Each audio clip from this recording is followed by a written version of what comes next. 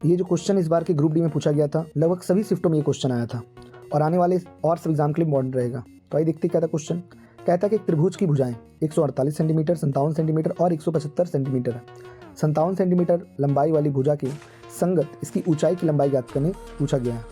तो अगर हम देखें कि एक त्रिभुज है जिसकी 3 भुजा हमको दी गई है, एक दिया हुआ 148, एक दिया हुआ 175 और एक दिया हुआ 57।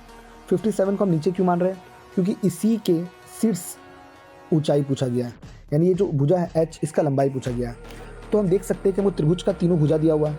अगर हम उससे उसका क्षेत्रफल निकाल दें तो हमको हाइट और बेस के थ्रू भी एक फॉर्मूला होता है और दोनों को बराबर करके h का मान निकाल सकते हैं। यानी वो करना क्या होगा, तो पहले हीरोन के फॉर्मूला से त्रिभुज का क्षेत्रफल निकालना होगा, जिसमें s बराबर सबसे पहले a plus B plus C by 2, इसके थ्रू हम s निकाल लेंगे, यानी 148, 175 और 57 बाई 2।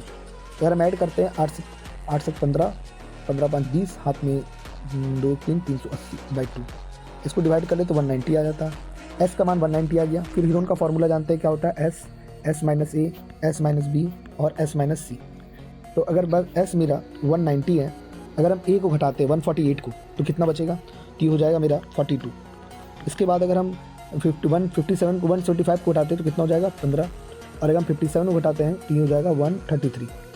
अब इसका पेयर तोड़ लेते हैं कि पेयर में क्या टूटेगा, तो 19 गुना 2 गुना 5, 42 हो जाएगा 6 गुना 7, 15 हो जाएगा 5 गुना 3 और ये हो जाएगा 19 गुना 7।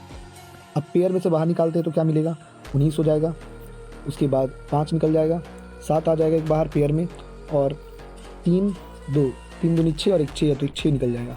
यानी कुल मिलाकर ये क्षेत्रफल निकल गया। अब यही क्षेत्रफल को बराबर कर देना था किससे, तो यही क्षेत्रफल को अगर हम लोग बराबर कर देते हैं 1/2, बेस दिया हुआ था 57 और हाइट निकालना था h। अब आराम से मेरा 19 या 57, 3 से कट गया 2 बार में, तो 5 दूनी 10, 10 से 70 और 70 को ये 2 से गुना करेंगे तो कहीं ना कहीं h का मान कितना आ जाएगा, तो h का मान आ जाएगा 140। यही मेरा आंसर हो जाएगा, ऑप्शन नंबर ए।